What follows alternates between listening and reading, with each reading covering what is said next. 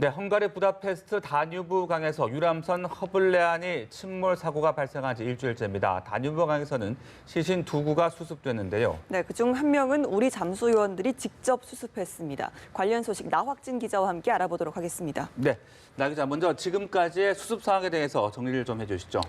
네, 현지 시간으로 3일 오후 5시가 지나 우리 신속 대응팀 잠수 요원들이 한국인 여성으로 추정되는 시신을 유람선 침몰 지역 인근 수중에서 수습했습니다. 네. 한국 정부 합동 신속 대응팀 현장 지휘관인 송승근 대령은 현지 브리핑에서 수습 상황을 설명했는데요. 잠깐 들어보시겠습니다. 오늘 오후 17시 20분에 전 작전 지역에서 한국인 여성으로 추정되는 시신을 우리가 수습했습니다. 오늘 오전 아침 일찍부터 헝가리가 약속한 대로 먼저 수중으로 2명을 투입을 했고 그 가운데 한 12시 20분경에 헝가리 측에서 시신으로 추정되는 것이 배 인근에서 발견이 됐다. 네, 양국은 시신을 헝가리 측에서 발견하더라도 물 밖으로 수습해 나오는 것은 한국 측에서 하기로 약속한 상황이었는데요. 이에 따라 헝가리 민간 잠수사가 좌측 선미 부근에서 시신으로 추정되는 물체를 발견했다고 알려오자 우리 대응팀 잠수 요원들이 1시간여 동안 수중 수색을 벌인 끝에 시신을 수습해 나오는 데 성공했습니다. 네, 앞서 발견된 시신 같은 경우는 사고 지점에서 100km 넘게 떨어진 곳에서 발견이 되는 걸로 들었는데 한국인으로 확인이 됐다고요? 네, 그렇습니다. 헝가리 경찰은 현지 시간으로 3일 오전 사고 지점에서 102km 떨어진 하르타에서 남성의 시신 한 구가 발견됐다는 주민 신고를 받고 출동해 시신을 수습했습니다. 헝가리 경찰 당국은 조금 전 보도 자료를 내고 이 남성 시신이 허블레안이 침몰 사고 실종자로 확인됐다고 밝혔는데요. 네. 한국 외교부도 헝가리 경찰 발표와 관련해서 한국과 헝가리의 합동 감식팀이 신원을 확인한 결과 60대 한국인 남성으로 확인됐다고 밝혔습니다. 네, 시신 수습 소식이 들려오면서 인명피해 숫자도 좀 바뀔 것 같은데 정리를 좀 해주시죠. 네, 오늘 오후 수습된 현지 시간으로 3일 오후 수습된 예. 여성 시신이 한국인 실종자로 확인이 된다면 지난 29일 발생한 허블레안이 침몰 사고로 지금까지 한국인은 모두 7명이 구조가 됐고 네네. 9명이 사망했으며 17명이 아직 실종 상태에 있습니다. 네. 또 헝가리 선장과 승무원 등 헝가리인 2명도 실종됐습니다. 예, 네네. 일단 100km 이상 떨어진 하류에서도 발견이 됐으니까 앞으로 수색 범위가 한결 더 넓어지겠네요. 네, 그렇습니다.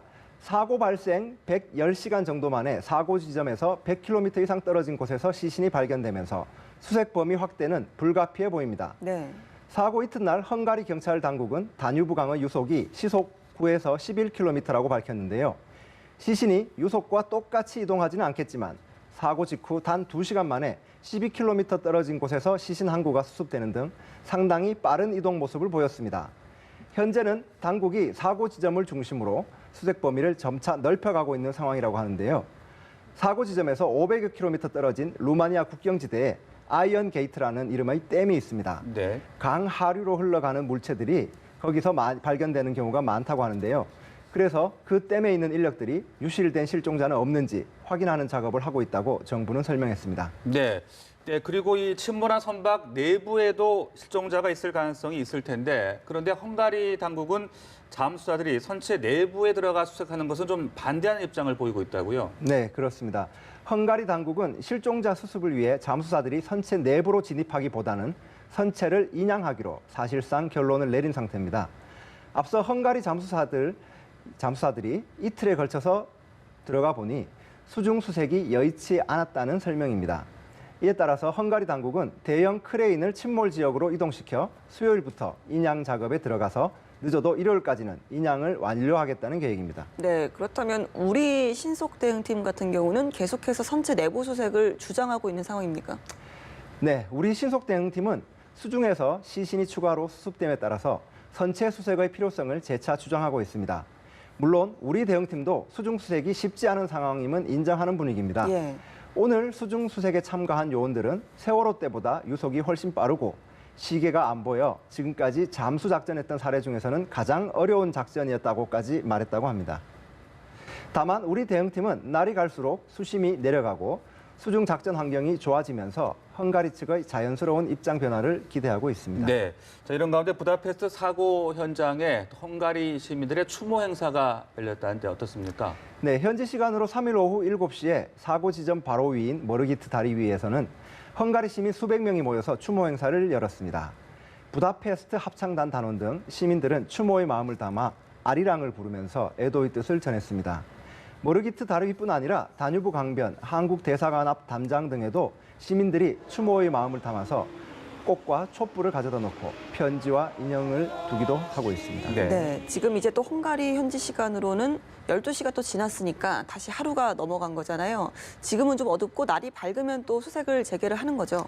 네, 그렇습니다. 양국 수색팀은 오늘 날이 밝으면 다시 실종자를 찾기 위해서 수상, 육상, 공중 수색을 이어가는 한편 어제에 이어서 사고 지점에 다시 잠수요원을 재투입하는 것을 검토하고 있습니다.